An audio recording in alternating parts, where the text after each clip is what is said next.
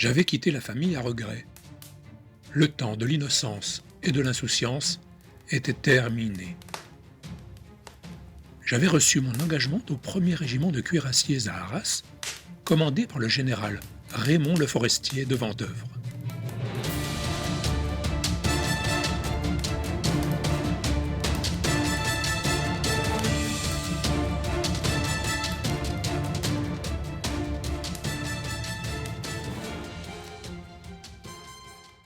La vie à la caserne était assez spartiate et l'entraînement très éprouvant.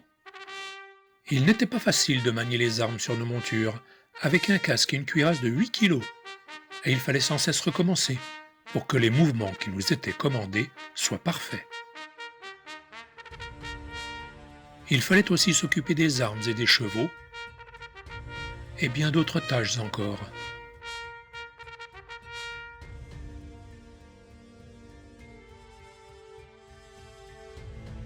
Nous étions souvent éreintés à la fin de la journée, et après la toilette, nous tombions tous de fatigue sur nos paillasses. Et tout cela recommençait dès le lendemain, au son du clairon. Mais l'ambiance était fraternelle. Souffrir ensemble avait créé des liens. Mes meilleurs amis s'appelaient Charles-Édouard du Trenet, Pierre-François de Rémainville et Eugène de la Gâtine. Nous formions une équipe très soudée et nous avions progressé ensemble dans la hiérarchie. En juillet 1870, nous étions tous les 4 sous-lieutenants. Puis vint la guerre.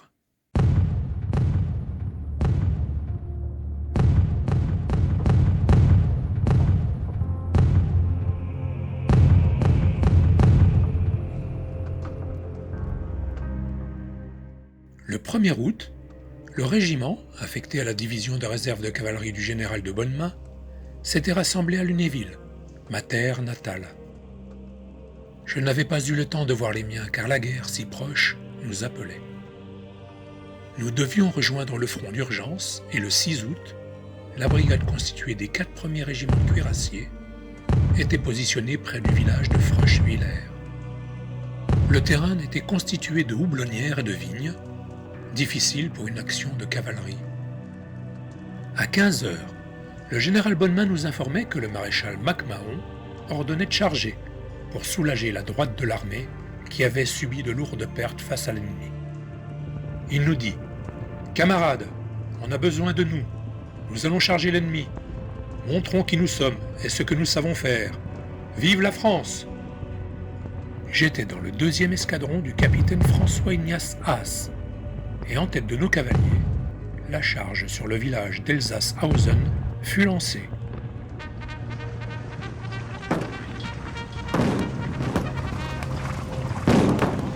Nous ne savions pas qu'en face de nous se trouvaient près de 11 régiments d'infanterie et une importante artillerie allemande, et un déluge de feu s'abattit sur nous. Nous chargeâmes par 2 feux et secoués les premières lignes allemandes. Mais nos pertes étaient terribles. Parmi mes amis, Eugène avait été tué et Pierre-François grièvement blessé. Mais par notre sacrifice, nous avions permis le repli général face à un ennemi 2 fois supérieur en nombre. Après la bataille perdue, le régiment a fait retraite avec l'armée et rejoint Châlons pour se reformer.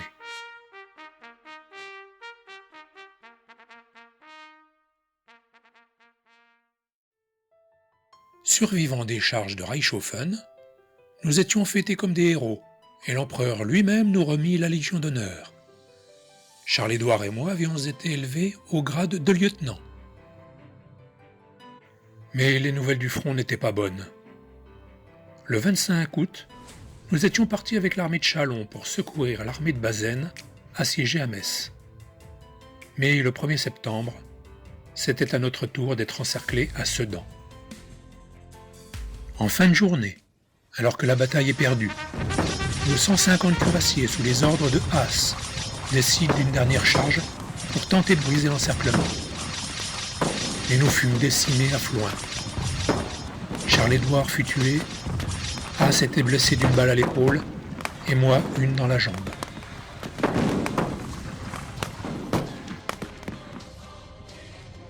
Emmenés tous les deux à l'hôpital de Donchery, nous fûmes présentés au comte de Bismarck, le fils du chancelier, blessé lui-même dans le même hôpital, et qui souhaitait nous rencontrer pour nous féliciter de nos faits d'armes. Il nous informa également des événements, de la chute de l'Empire et du siège de Paris. Alors que notre convalescence s'achevait, nous réussîmes le 5 octobre à nous évader et à rejoindre Ambermesnil.